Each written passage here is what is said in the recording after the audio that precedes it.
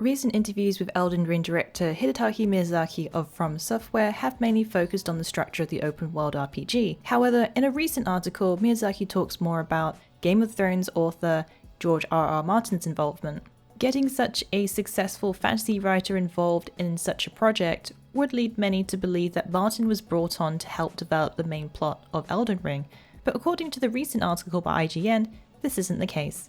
What Miyazaki calls a natural evolution of Dark Souls, From Software are very much behind the main story of Elden Ring. According to the director, there are certain limitations when it comes to story writing for games. Having Martin focus on the lore of Elden Ring gives more freedom to the creative process. Inspiration comes from both sides in this collaboration. It looks like Elden Ring's story will be rich in lore, taking influence from Martin's mythology and a dark tale that From Software will weave.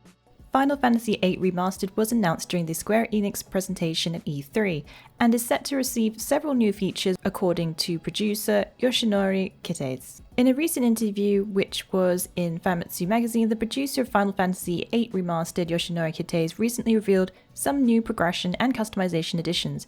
According to the interview, new mechanics will be introduced such as triple speed, battle enhancements, which includes max HP, ATB gauge, and limit breaks, will always be available. There will also be no random encounters in the Final Fantasy VIII Remastered version.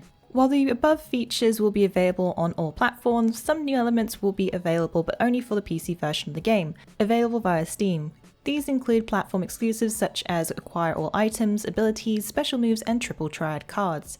Also the addition of max GF level, gil, and magic. Finally, consumable system settings will be available on the PC version. Final Fantasy VIII Remastered will be releasing later this year on PlayStation 4, Xbox One, Nintendo Switch, and PC for Steam. Since Hollow Knight Silksong was unveiled as its own game, fans have been curious to see what the sequel will bring in terms of gameplay. In their latest post on Kickstarter, Team Cherry shed some light on what this new character will bring, showcasing some new features in a roundup post E3. It turns out there will be a few differences between the Hornet and the Hollow Knight, which includes the way she heals, use of Silk Spool, and even an updated death mechanic. While not revealing all new additions, the developer highlighted some they were ready to share.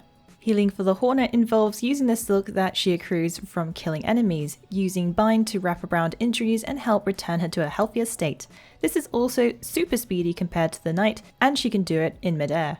An interesting addition is the use of the death mechanic, as with Hollow Knight the Hornet can die but also will leave a cocoon behind. The cocoon contains a full amount of silk which can be used at an opportune moment. Hollow Knight Silksong will launch on Windows, Mac, Linux, and Nintendo Switch, with more platforms possible in the future. According to the post, there is no set release window announced as of yet.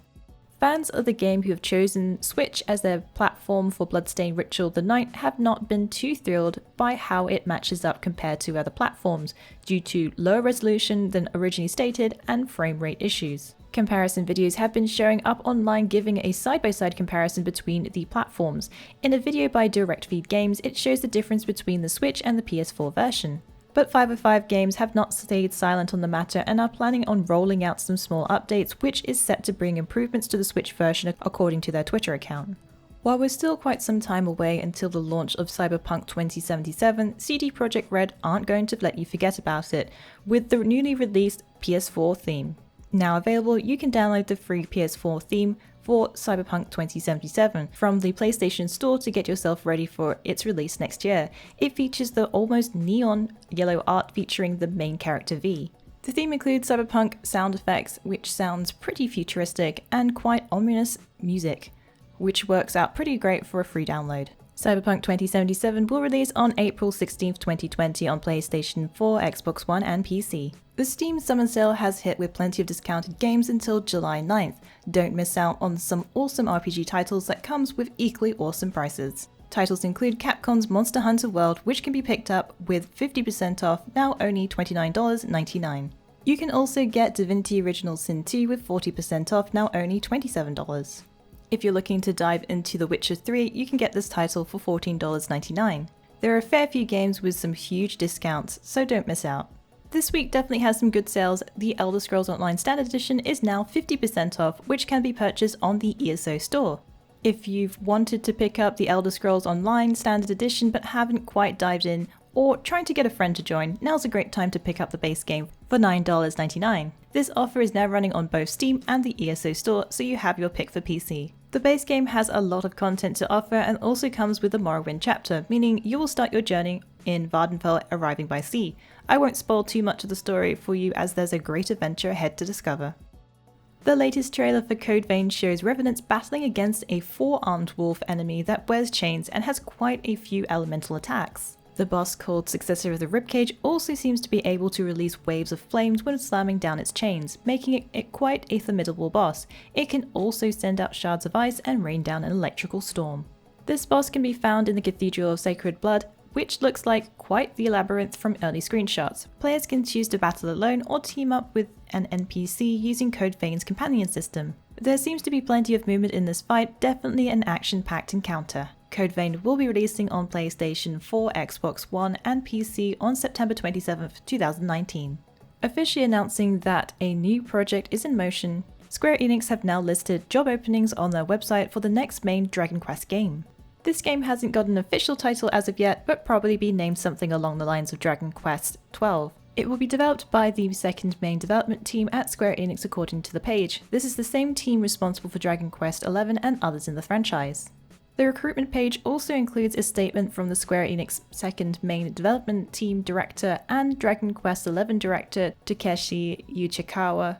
The director hopes to aim the next title at the next generation and for it to appeal to customers all over the world. Currently the development is only at the beginning stages, so we might have to wait a while before we see any gameplay. Well, that's it for the week in the wikis. Please join us again next week for yet another great week of gaming. Remember to check out our VIP program for some exclusive supporter benefits. And budding writers should take advantage of our Become an Author initiative. Thanks again for being part of this great community. Keep checking in with us with news, reviews, YouTube streams and vids, and general wiki goodness.